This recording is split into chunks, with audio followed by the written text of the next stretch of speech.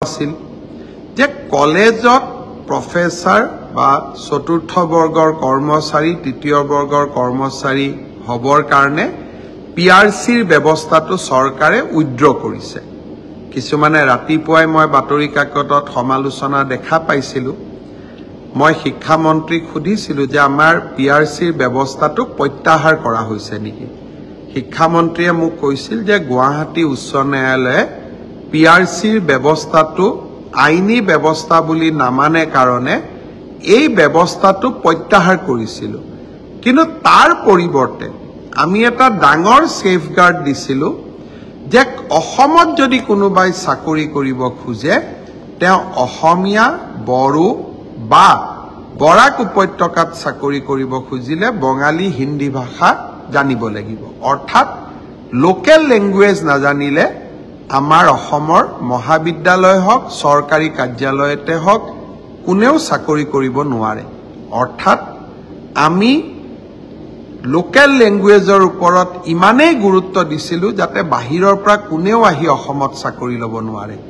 হি যি কি নহওক এতিয়া আমি দুইটা নিয়ম কৰিছো যে পিআৰচিও লাগিব আৰু লোকেল ল্যাঙ্গুৱেজও জানিব লাগিব।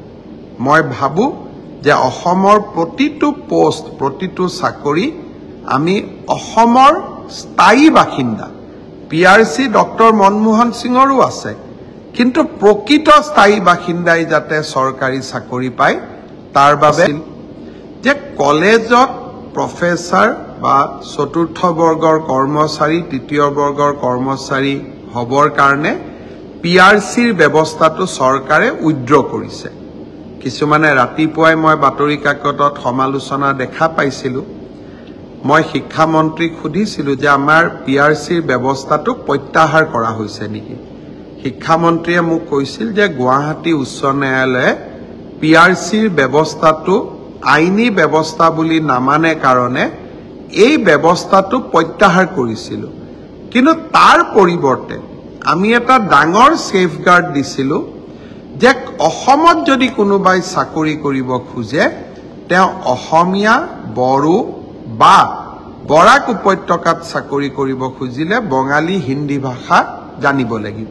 অৰ্থাৎ লোকেল ল্যাঙ্গুৱেজ নাজানিলে আমাৰ অসমৰ মহাবিদ্যালয় হওক চৰকাৰী কাৰ্যালয়তে হওক কোনেও চাকৰি কৰিব নোৱাৰে। অৰ্থাৎ আমি লোকেল ল্যাঙ্গুৱেজৰ ওপৰত ইমানেই গুৰুত্ব দিছিলো যাতে বাহিৰৰ পৰা কোনেও আহি অসমত চাকৰি ল'ব নোৱাৰে। হি যি কি নহওক এতিয়া আমি দুইটা নিয়ম কৰিছো যে পিআৰচিও লাগিব আৰু লোকেল ল্যাঙ্গুৱেজও জানিব লাগিব। মই ভাবো যে অসমৰ প্ৰতিটো পোষ্ট প্ৰতিটো চাকৰি আমি অসমৰ স্থায়ী বাসিন্দা পিআৰচি ডক্টৰ